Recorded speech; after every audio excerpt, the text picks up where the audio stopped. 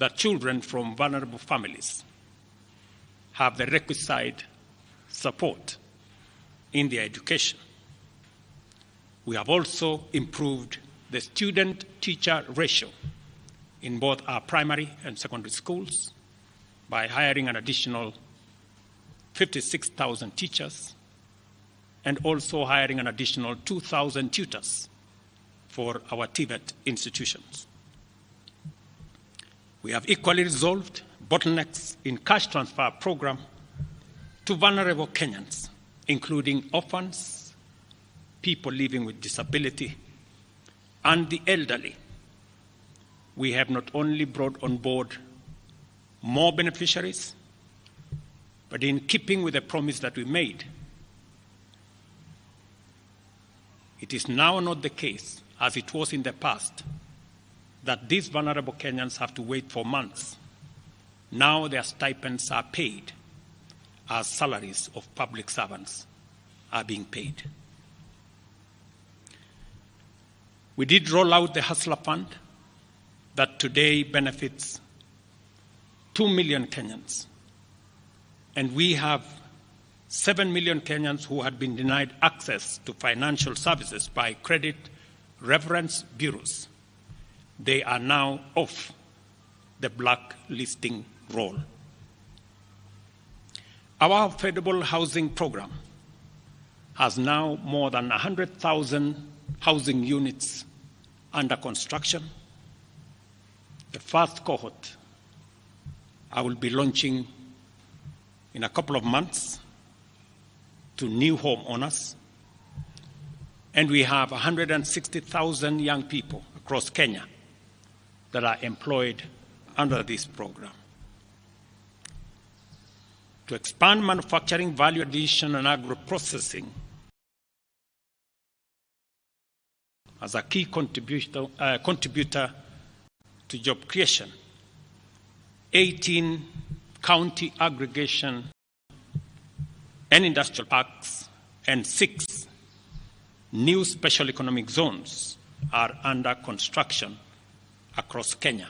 And at the same time, we have 200 fresh produce markets that are at various stages of construction to support our farmers with access to markets for their produce, in keeping with the commitment we made to our mama mbogas.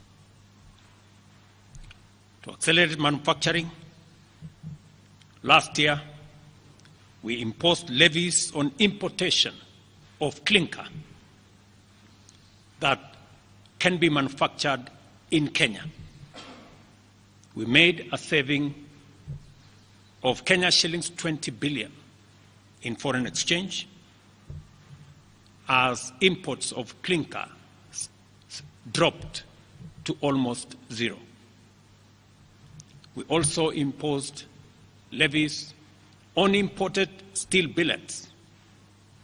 And today, we have 11 steel factories that 6 years ago were closed. They have started operation, hiring 16,000 Kenyans. And last year alone, we saved 120 billion shillings in foreign exchange as a result of this intervention.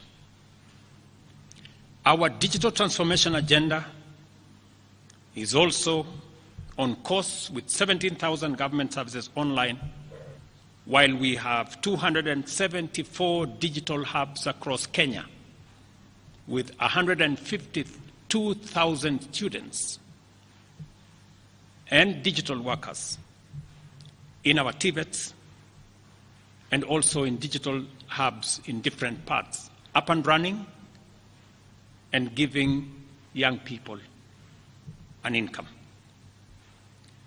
Our universal health coverage plan has already onboarded 107 community health promoters, and the process of registration for our social health insurance fund is ongoing, on its way to launch on the new date of 1st of October 2024. that will make it possible for every Kenyan to have a health insurance, and for those suffering from critical illnesses to have access to the Critical Illness Fund, making it possible for every Kenyan to have access to treatment without the burden of having to fund it. On the measures I announced last week, barring state and public officers from engaging in harambes, I want to inform the country that the Public Fundraising Appeals Bill is now ready for publication tomorrow. However, even with the progress we have made, I am acutely aware that the people of Kenya have very high expectations of me.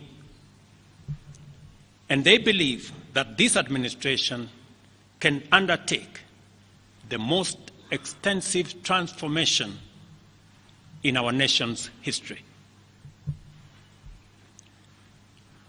Recent events that necessitated the withdrawal of the finance bill, which will require a review and reorganization of our budget and fiscal management, have brought us to an inflection point.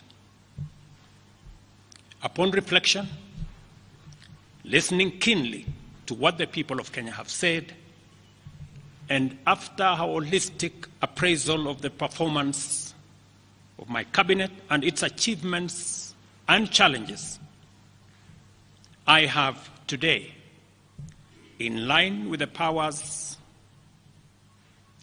given to me by Article 1521 and 1525B of the Constitution and Sections 12 of the Office of the Attorney General's Act, decided to dismiss with immediate effect all the Cabinet Secretaries and Attorney General of the Republic of Kenya, of the Cabinet of Kenya, except the Prime Cabinet Secretary and Cabinet Secretary for